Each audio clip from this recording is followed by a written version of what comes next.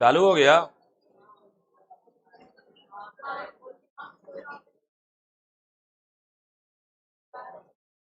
हम्म।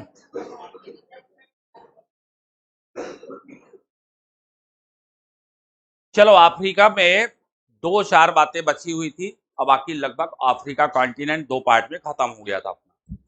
अपन लोग माउंटेन नहीं देखे थे। क्या नहीं देखे थे अफ्रीका में? माउंटेन, पर्वत। देखो, जिसके पास में एटलस होगा, फिजिकल वाला पार्ट खोलो। फिजिकल वाला पार्ट खोल लो एटलस में। यहां पर देखो फिजिकल वाले पार्ट में, जहां पे तंजानिया है। कौन सा देश? तंजानिया। ठीक। यहां पर लिखा होगा माउंट किलीमंजारो। और जहां पे चोटी रहती है, जो पीक रहती है, तुम लोग देखना एटलस में ब्लैक करके पॉइंट बनाए रहेगा। ऐसा ब्लैक कलर दिखाई देगा। देखो जरा, वहां पे लिखा होगा माउंट किलीमंजारो, है ना? माउंट किलीमंजारो जो है माउंटेन है। और अफ्रीका महाद्वीप की, अफ्रीका कॉन्टिनेंट की जो सबसे ऊंची पीक है, हाईएस्ट पीक है, जो सबसे ऊंची चोटी है, कौन सी है वो? किलीमंजारो। देखो कितने हाइट, कितनी हाइट लिखी है उसमें? 5,800 कितने मीटर? 95 मीटर।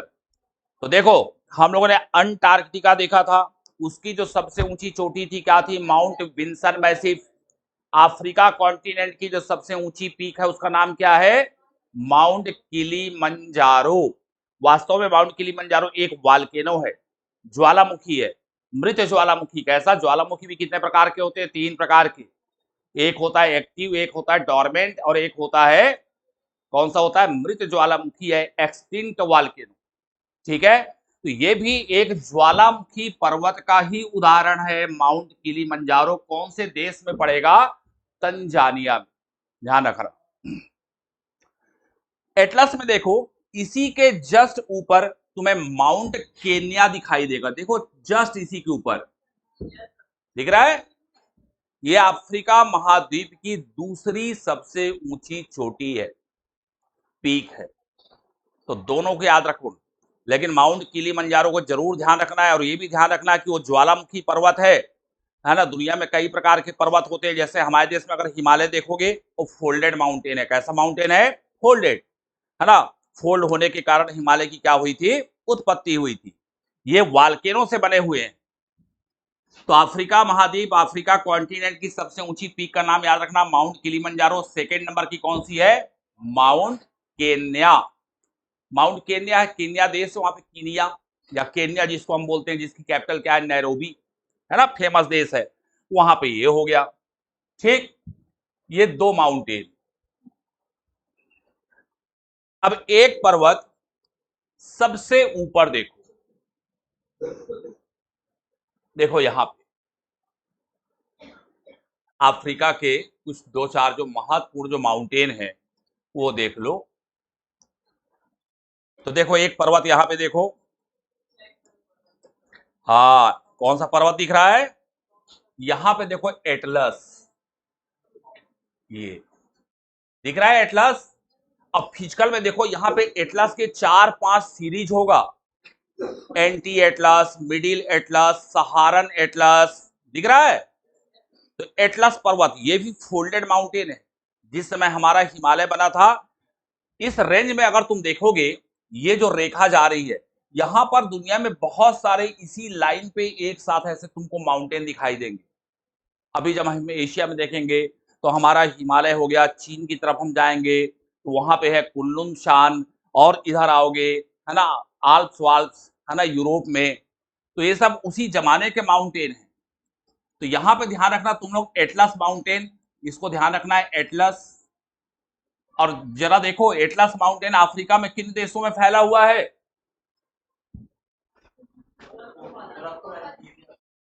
और ट्यूनीशिया नहीं दिख रहा है वहां पे? एक छोटा सा देश देखो, ट्यूनीशिया, बड़ा सुंदर सा देश है, और उसकी राजधानी भी उसके नाम से है। जैसे अल्जीरिया की राजधानी अल्जीयर्स है, वैसे ट्यूनीशिया की राजधानी क्या है? कैपिटल क्या है? ट्यूनिसिस, है ना? तो ट्यूनीशिया में भी पड़ेगा वहां पे, अल्जीरिया में भी पड़ेगा, और उधर बाजू में मोरक्को में भी पड़ेगा। ठीक है।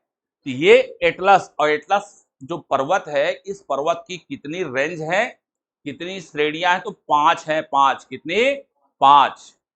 वो सबको नहीं याद रखना है, लेकिन तुम्हें मेन ध्यान रखना है। अगर बोले कि अफ्रीका के सबसे नॉर्थ में, सबसे उत्तर में कौन सा माउंटेन है, तो कौन सा माउंटेन है? एटलस। ठीक, उसको ध्यान रखो। तो देख, एक हो गया किलिमंजारो, जो सबसे ऊंची चोटी हो गई। सेकंड नंबर की कौन सी हो गई? माउंट केन्या हो गई। और ये माउंटेन हो गया कौन सा? एटलस पर्वत। तीनों को ध्यान रखो। एक पर्वत और देखते हैं जरा, यहां पर भी है हग्गर, है ना, पर्वत है यहाँ पे, प्लेटू है, पर्वत है यहाँ पे भी, इनको हटाओ। एक पर्वत नीचे देखते हैं हम, यहाँ पे देखो, यहाँ पे सबसे नीचे आ जाओ, अफ्रीका।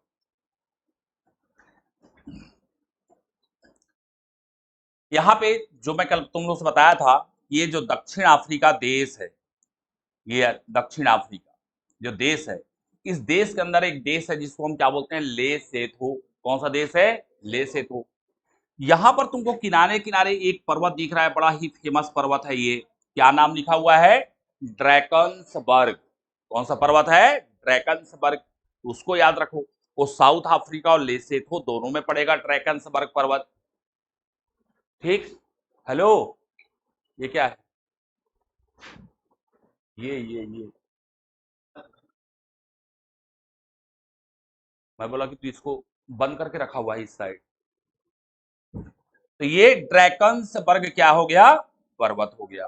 ठीक। तो ड्रैकन्सबर्ग पर्वत ध्यान रखना कौन से देशों में है भैया? कहां पे है? दक्षिण अफ्रीका और लेसेथो में। ठीक। चलो, ये बस इतने ही माउंटेन तुमको यहां पर याद रखना है। यहां पे कांगो बेसिन दिख रहा है, देखो जरा ऊपर में। ये कल हम लोगों ने कांगो नदी की चर्चा की थी ना, तुम लोग बताया था कि दुनिया की ऐसी एकमात्र नदी है जो इक्वेटर को, जो भूमध्य रेखा को कितनी बार क्रॉस करती है? 2 बार क्रॉस करती है। एक चीज बताना भूल गया कल तुम लोगों को, यहाँ पे लिखा भी हुआ है उस नदी का नाम, इसकी एक ट्रिब्यूटरी है ये। इस ट्रिब्यूटरी में ये देखो लिखा है KASAI। कौन सी नदी है? कसाई। कितना बढ़िया नाम है, कसाई नदी। ये कसाई नदी की जो वैली है, हीरे के लिए, डायमंड के लिए फेमस है पूरी दुनिया में, ध्यान रखना। कांगो नदी की सहायक नदी है कसाई। कल बताना भूल गया था, अभी कहीं पे ऐड कर लेना उसको। ठीक है। कसाई नदी किसकी सहायक नदी है? कांगो की। और कसाई नदी घाटी कौन से खनिज के लिए जानी जाती है? तो डायमंड के लिए, हीरे के लिए। ठीक, जिसको ध्यान रखना यहां पर देख करके, ये बात ध्यान में आई। चलो, तो नदियां हो गए थे, मरुस्थल हो गया, ये सब चीजें हो गई। जरा एटलस निकालो तुम लोग अपना, फिर से देखो फिजिकल वाला पार्ट। और फिजिकल वाले पार्ट में या पॉलिटिकल वाले पार्ट में भी देखना, यहां पर कौन सा देश है? मलावी। कौन सा देश है? मलावी। देखो, और यहां से लेकर के इसको देखो, मैप को अलग से तुम्हें वो दिखाता हूं मैं, इसमें बड़े वाले में, ये देखो, ये मलावी है। मलावी से लेकर के देखो, मलावी है, तंजानिया है, इधर केन्या होते हुए, ये इथोपिया के बाजू में इधर ऊपर से होते हुए यहाँ पे रेड सी तक, यहां से लेकर के यहां तक, पूरा मलावी से लेकर के मतलब लाल सागर तक, तुमको वहां पे कटी फटी एकदम घाटी नजर आ रही हो, वैली नजर आ रही हो, दिख रहा है? और उसमें तुम देखना ऊपर में रिफ्ट वैली लिखा होगा। क्या लिखा होगा? और रिफ्ट वैली 2 पार्ट में डिवाइड है, ईस्टर्न रिफ्ट वैली अलग है, वेस्टर्न रिफ्ट वैली अलग है। भ्रंश घाटी, भ्रंश घाटी हम किसको बोलते हैं? ये 2 ऊंचे भाग हैं, 2 माउंटेन है, इसके बीच जो नीचे जो गहरी धसी हुई भाग घाटी होती है, उसको हम क्या बोलते हैं? Rift valley. जैसे अगर हम देखें, हमारे यहाँ पे जो नर्मदा नदी बहती है, कौन सी वैली में बहती है? रिफ्ट वैली में। एक तरफ है विंध्याचल माउंटेन, एक तरफ है सतपुड़ा माउंटेन। दोनों माउंटेन के बीच में जो गहरी घाटी होती है, जो अंदर दबी हुई रहती है, उसको हम क्या बोलेंगे? रिफ्ट वैली, या हिंदी में क्या बोलते हैं? भ्रंश घाटी। ये जो तुम्हें यहां पर दिखाई देगी, ये दुनिया की सबसे लंबी रिफ्ट वैली है, ग्रेट अफ्रीकन रिफ्ट वैली। क्या कहलाती है? ग्रेट अफ्रीकन रिफ्ट वैली, जो कि मलावी से लेकर के कहां तक जाती है, लाल सागर तक, रेड सी तक। 4800 इसकी लेंथ है, लंबाई है। तो उसमें लिख लेना great African rift valley, Africa की महान भ्रंश घाटी, अफ्रीका की महान भ्रंश घाटी रिफ्ट वैली। लेंथ कितनी है उसकी, 4800। एक्सटेंशन ध्यान रखना, विस्तार कहां से लेकर के कहां तक फैली हुई है, तो मलावी से लेकर के कहां तक, रेड सी तक, रिफ्ट वैली। और दो भाग में है, ईस्टर्न और वेस्टर्न, दो पार्ट में, ईस्टर्न रिफ्ट वैली और एक है वेस्टर्न रिफ्ट वैली। इसका एक अलग से भी यहां पे देखो, अफ्रीका की जो रिफ्ट वैली थी, इसका एक अलग से मैप मैंने निकाला था। ये रिफ्ट वैली ही आपको दिखाई दे रही है ऐसे, यहां पे वैली डू ग्रैंड रिफ्ट लिखा हुआ है, रिफ्ट वैली भ्रंश घाटी। ये लेक मलावी, देखो यहाँ पे मलावी झील है, यहां से स्टार्ट होती है ये। अरे यार देखो, इसको ठीक करो सुंदरम, फिर से गड़बड़ होता है ये, मलावी झील से। ये देखो मलावी झील से, ये दो पार्ट में है, ये ईस्टर्न है और ये क्या है, वेस्टर्न है ना, दो भाग में डिवाइड है रिफ्ट वैली। और इस रिफ्ट वैली में तुम देखोगे बहुत सारी झीलें हैं। किसमें, इस रिफ्ट वैली में। जरा तुम देखो, मलावी झील से लेकर के ऊपर तक, ये विक्टोरिया झील रिफ्ट वैली में नहीं आती है, ये अलग है। विक्टोरिया बस को छोड़ देना, और बाकी यहाँ पे जितनी झीलें तुम्हें दिखाई देंगी सारी रिफ्ट वैली में स्थित झीलें हैं। जरा देखो कौन कौन सी है, और उसमें नाम लिखते जाना, है ना। रिफ्ट वैली में स्थित झीलों के नाम लिखना। सबसे पहले लेक मलावी। अच्छा, लेक मलावी में एक और नाम दिया होगा, न्यासा, है ना। उसी लेक को क्या बोलते हैं, न्यासा झील, तो उसको लिखो, न्यासा लेक।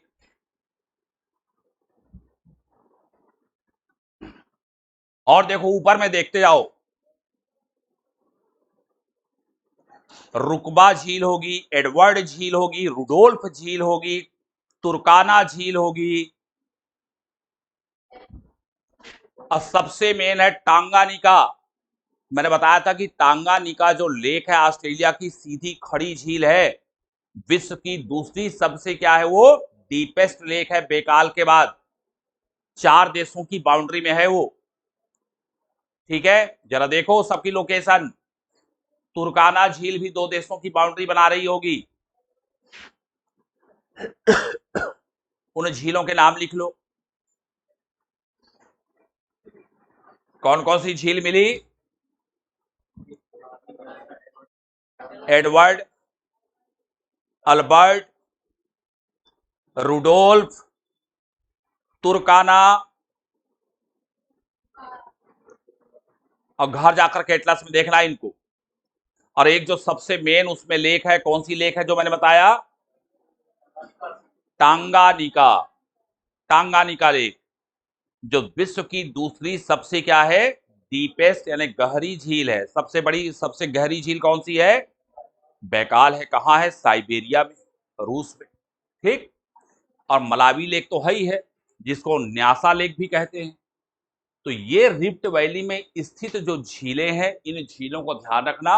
और रिफ्ट वैली जो है कहां से लेकर के कहां तक फैली हुई है, तो मलावी से लेकर के मेन कहां तक फैली हुई है।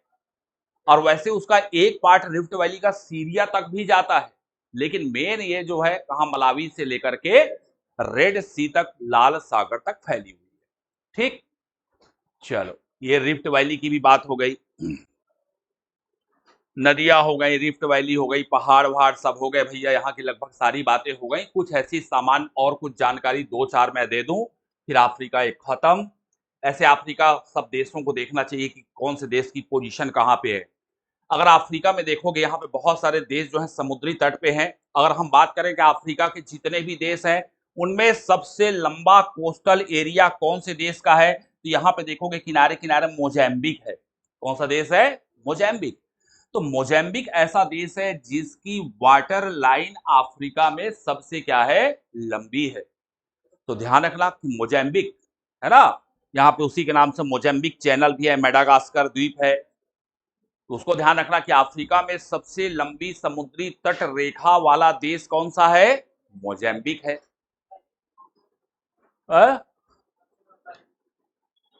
प्रायद्वीप तो अरेबियन पेनिनसुला है। क्या चीज,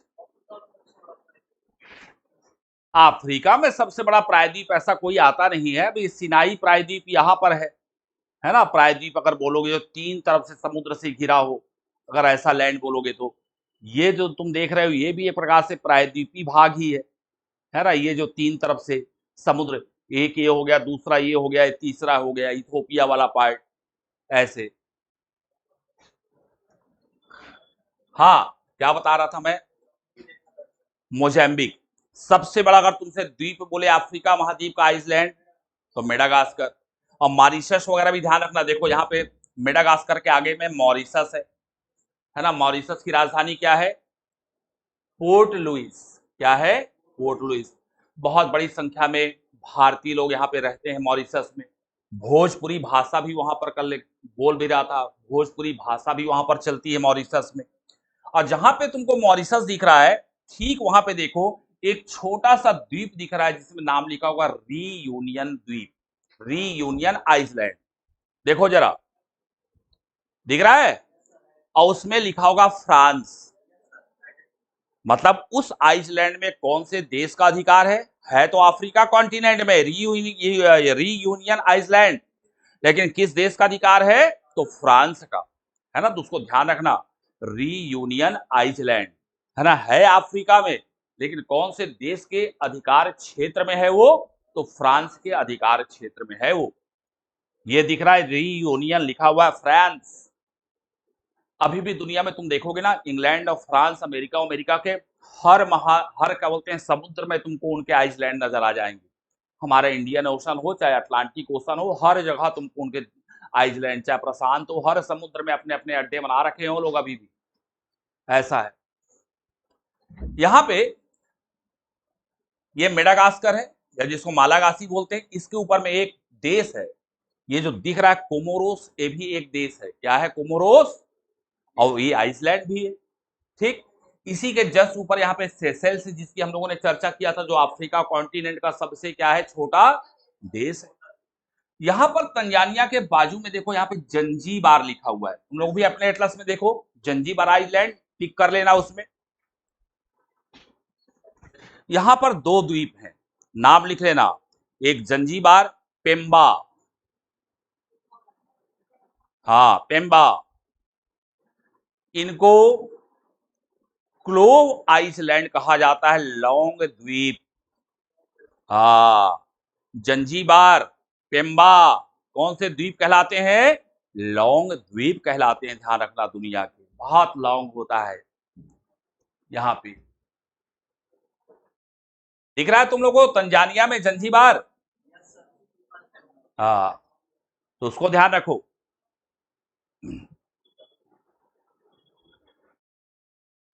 और ऐसी कुछ कॉमन बातें, ये जो मेडागास्कर तुम्हें दिखाई दे रहा है, मेडागास्कर एक खनिज के लिए बड़ा फेमस है दुनिया में, ग्रेफाइट के लिए। काहे के लिए, ग्रेफाइट के लिए। ध्यान रखना, मेडागास्कर में कौन सा मिनरल्स पाया जाता है, ग्रेफाइट। ध्यान रखो, ऐसे कुछ कुछ बातें, ऐसे कॉमन चीजें जो अफ्रीका की और मालूम होनी चाहिए, जो फेमस चीजें हैं वो मैं आपको बता दूं, और जो छूटी उटी हैं। साउथ अफ्रीका की हम बात करें, साउथ अफ्रीका में देखो, साउथ अफ्रीका की जो प्रशासनिक, जो एडमिनिस्ट्रेटिव कैपिटल है वो क्या है, प्रिटोरिया। साउथ अफ्रीका में 3 अलग अलग राजधानियां हैं। यहाँ की जो ट्रेड या कॉमर्स का कैपिटल है वो जोहानेसबर्ग है। क्या है, जोहानेसबर्ग। अफ्रीका, दक्षिण अफ्रीका का सबसे बड़ा शहर है जोहानेसबर्ग। ठीक है, उसको क्या बोलते हैं, दुनिया की सोने की मंडी कहलाती है, गोल्ड की मंडी कहलाती है जोहानेसबर्ग। सोने के लिए फेमस है पूरी दुनिया में, सोना मतलब नींद में सोना नहीं, गोल्ड के लिए जोहानेसबर्ग। वहां पे एक बहुत फेमस क्रिकेट का स्टेडियम भी है, वांडरर्स, जोहानेसबर्ग में। तो जोहानेसबर्ग को क्या बोलते हैं, विश्व की गोल्ड मंडी कहते हैं, सोने की मंडी कहलाती है। ध्यान रखना, बहुत सोना है दक्षिण अफ्रीका में। और जब हम सोने के बारे में पढ़ते हैं तो बता दूं कि दुनिया में, ठीक है, सोने के मामले में इस समय अगर गोल्ड बोलोगे, सबसे अधिक गोल्ड का प्रोडक्शन अगर करंट में बोलोगे तो चाइना कर रहा है। कौन सा देश कर रहा है? चाइना, गोल्ड का। ठीक है। और बाकी लेकिन जो सोने की अगर मंडी की अगर हम बात करें तो सोने की मंडी किसको बोलोगे? जोहानेसबर्ग को बोलोगे। यहाँ पे हीरा भी बहुत है दक्षिण अफ्रीका में, और दक्षिण अफ्रीका के ऊपर में बोत्सवाना दिख रहा है, देखो यहां पर भी बहुत हीरा है, डायमंड है। दुनिया में जो सबसे बेस्ट क्वालिटी का जो डायमंड होता है वो यही मिलता है, बोत्सवाना। इस समय सेकेंड नंबर पे है प्रोडक्शन में, डायमंड में। दुनिया में अगर अभी हम करंट की बात करें तो डायमंड के प्रोडक्शन में नंबर 1 पे है रशिया। कौन सा देश है? रूस। हमारे देश में भी हीरा जो है रूस से ही आ रहा है, इंपोर्ट हो रहा है। तो ध्यान रखना, विश्व में वर्तमान की अगर हम बात करें करंट में हीरा के उत्पादन में कौन सा देश नंबर 1 है भाई? तो रूस है। सोने के उत्पादन में कौन सा देश है? चीन है। ठीक है। हीरा में मैंने बोला कि दुनिया में सबसे अच्छी क्वालिटी का जो हीरा होता है कौन से देश में होता है? बोत्सवाना में होता है। लेकिन मैं कांगो में तुम लोगों को एक नदी बताया, कसाई नदी, वो काहे के लिए फेमस है? डायमंड वैली कहलाती है। तो वो भी ध्यान रखना है तुमको। ठीक है। अब बाकी हमारे देश में तो यही है, पन्ना, हीरा पन्ना है। एक खनिज होता है, तुम लोगों ने सुना होगा, प्लेटिनम। वो भी बहुत महंगा है। आजकल हीरो हीरोइन लोग प्लेटिनम का पहनते हैं, सफेद सफेद टहकी जैसा दिखात है वो। प्लेटिनम भी दुनिया में सबसे अधिक प्रोडक्शन कौन सा देश करता है? South Africa. ध्यान रखना, विश्व में सर्वाधिक प्लेटिनम का प्रोडक्शन साउथ अफ्रीका करता है। और यहां पे एक और खनिज बहुत भारी मात्रा में होता है साउथ अफ्रीका में, क्रोमियम। कौन सा खनिज? क्रोमियम।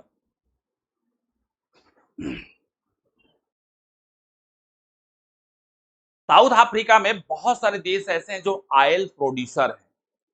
तुम लोगों ने सुना होगा, ओपेक एक संगठन है, organisation of petroleum export country. जो देश तेल बेचते हैं, क्रूड ऑयल बेचते हैं, वो किसके मेंबर है? ओपेक के। यहाँ के कई देश ओपेक के मेंबर हैं दक्षिण अफ्रीका महाद्वीप के।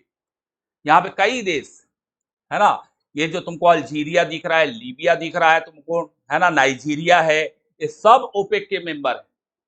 नाइजीरिया में सबसे अधिक तेल होता है, यहाँ पे नाइजीरिया है, अल्जीरिया, लीबिया, अंगोला, ये सब देशों में खूब अच्छी खासी मात्रा में क्या होता है? क्रूड ऑयल होता है।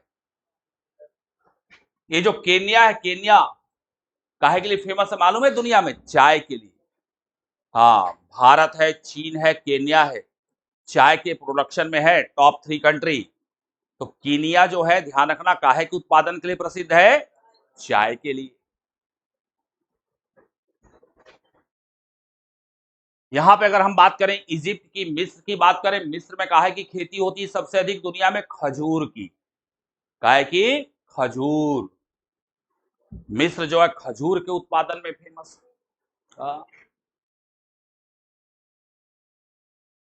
ये जो तुमको दिख रहा है ट्यूनीशिया, भूमध्य सागर के बाजू में। वर्ल्ड में जहां जहां भूमध्य सागरीय जलवायु मिलती है वहां पर फल बहुत ज्यादा होते हैं, है ना। इस पूरे रीजन में फ्रूट्स, जहां पे मेडिटेरियन सी है, फ्रूट्स बहुत अधिक होंगे। ट्यूनीशिया जो है जैतून के लिए फेमस है। काहे के लिए? जैतून।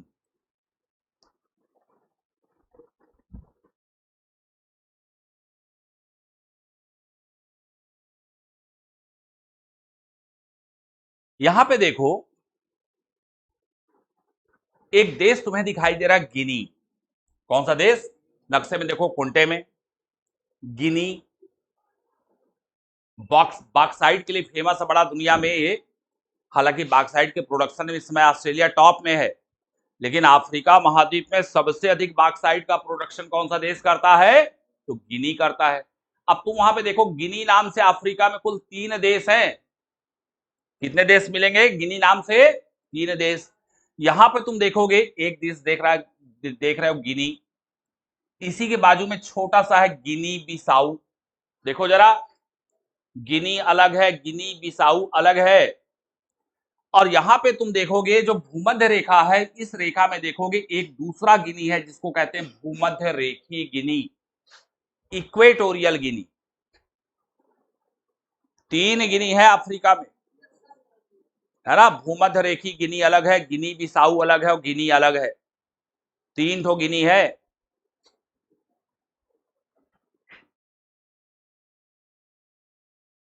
यहां पे ये जो गिनी है इसी से लगा हुआ देखो एक देश है आइवरी कोस्ट, यहां पे जिसमें लिखा है कोटे डी आइवरी, आइवरी कोस्ट। ये कोको के लिए फेमस है, कोको कहवा, चॉकलेट वॉकलेट बनता है उसी से, जो खाते रहते हो दिन रात। हाँ, कोको प्रोडक्ट्स हैं सब ये।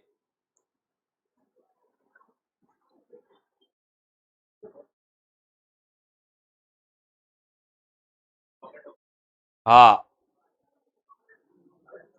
तो आइवरी कोस्ट ध्यान रखना काहे के प्रोडक्शन के लिए, कोको के उत्पादन के लिए प्रसिद्ध है आइवरी कोस्ट। और यहां पे देखो एक देश है, तुम लोग बताया था ये टोगो है, इसके बाजू में गोल्ड कोस्ट है। आइवरी कोस्ट के बाजू में क्या है, गोल्ड कोस्ट, है ना। उसमें लिखा होगा घाना, क्या लिखा होगा, घाना। घाना का पुराना नाम क्या है, गोल्ड कोस्ट। ध्यान रखना, पूछता रहता है गोल्ड कोस्ट किस देश का पुराना नाम है, घाना का। जिसकी राजधानी क्या है, अक्रा। जहां से मैं बताया था कि 0 डिग्री, कौन सी रेखा, जीएमटी लाइन, है ना। घाना की जो कैपिटल है अक्रा, वहां से क्या करती है, क्रॉस करती है, और वहीं से फिर गिनी की खाड़ी में आ जाएगी, ऐसा है। तो ये सब चीजें हो गई अफ्रीका में। अब बाकी देश देखो, यहाँ पे लगभग जो भी ज्योग्राफी थी हो गई। अब बाकी देखो, तुम लोगों को नक्शे में सब देखना चाहिए कि कौन कौन सी खाड़ियां हैं, कौन कौन से द्वीप हैं यहाँ पे। यह सब चीजों को देखते रहा करो। अफ्रीका के जितने भी देश हैं सबकी कैपिटल वैपिटल याद करो, ठीक है।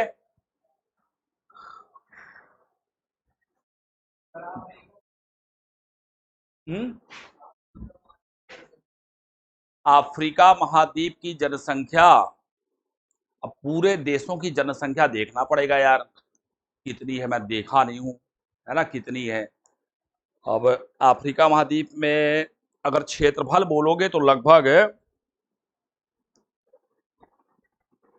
1,70,00,000 है लगभग क्षेत्रफल अगर बोलोगे तो। लेकिन जनसंख्या बोलोगे, जनसंख्या देखना पड़ेगा, टोटल देख लेना, टोटल अफ्रीका की पॉपुलेशन कितनी है, होगी कुछ। भारत चीन मिलाकर के लगता है कम ही हो जाएगी। दुनिया में 40% जनसंख्या तो दो देशों की हो गई आजकल, चीन की और भारत की। चीन, हमारा देश नंबर 1 पे पहुंच गया है। अभी जो 2011 की जनगणना हुई थी, है ना, तो उसमें हमारे देश की जनसंख्या दुनिया की जनसंख्या का कितना प्रतिशत था, 17.5, 17.5 थी। और चीन की जनसंख्या 19% से अधिक थी। अभी संयुक्त राष्ट्र संघ ने बताया कि भारत जो है अब जनसंख्या में नंबर 1 पे पहुंच गया है ना। भारत की जनसंख्या वो कितना बता रहा है, 1 अरब 43 करोड़ बता रहा है, ठीक है। और 1 अरब 43 करोड़ के लगभग चीन की भी है, लेकिन भारत से कुछ कम है। ये संयुक्त राष्ट्र संघ का आंकड़ा है, बाकी हमारे देश में तो अभी जनगणना हुई नहीं। तो अगर दोनों देशों की, अगर दुनिया की जनसंख्या देखो तो लगभग 7 अरब है। कितनी है, 7 अरब। अब दो देशों की अगर जनसंख्या मिलाओगे तो लगभग 3 अरब पहुंच रहे हैं ये लोग। तो दुनिया की आधी जनसंख्या तो ये दो देशों में हो गई, 40% से अधिक आज की डेट। तो ऐसी तो भयंकर जनसंख्या इधर अपने यहाँ। हाँ, बाकी सबसे बड़ा जनसंख्या वाला देश तुम लोग बताया था कौन सा है, वो नाइजीरिया, है ना। सेकंड नंबर पे इथोपिया। तो सबको ध्यान रखना। तो अफ्रीका की लगभग देखो मुख्य मुख्य बातें हो गई, ठीक। तो ये अफ्रीका कॉन्टिनेंट होता है कंप्लीट। अब इसके बाद में फिर कल से अपन कौन सा देखेंगे, दक्षिण अमेरिका देखेंगे, साउथ अमेरिका। तो एक अंटार्कटिका हो गया। अंटार्कटिका को भी, उसमें ज्यादा कुछ चीजें है नहीं अंटार्कटिका में, है ना। नदी वदी सब इले झीले वहां पे ज्यादा कुछ है नहीं। जो मेन मेन चीजें हैं उसको अंटार्कटिका का तैयार करो, और वैसे ही अफ्रीका को। हर कॉन्टिनेंट को ऐसे तैयार करते जाओ, देशों को देखो, तो पूरी दुनिया तुम्हारी आंखों में दिखने लगेगी। हर दिन जाकर के 15 से 20 मिनट नक्शे को, मैप को देखा करो, कौन सा देश है, कहाँ पे है, उसकी पोजीशन क्या है। तो धीरे धीरे दिमाग में पूरी दुनिया का नक्शा आ जाएगा। फिर यहाँ बैठे बैठे तुम अर्जेंटीना घूमने लगोगे, जाने की जरूरत भी नहीं पड़ेगी। Switzerland, Finland, Congo. कांगो में जाओगे तो जंगल ही जंगल, इक्वेटोरियल रेन फॉरेस्ट मिलेगा। पता चला एनाकोंडा सांप हमला कर दिया। तो जब जानोगे तब ना, है ना। तो बैठे बैठे सब चीजों के बारे में सोचा करो, देखा करो। और नक्शा देखना बेहद जरूरी है। हर दिन एटलस देखो, ठीक है। 10 से 15 मिनट। ये कहाँ भाग जाता है यार ये। चलो ये हो गया। अरे बंद करो यार। चलो।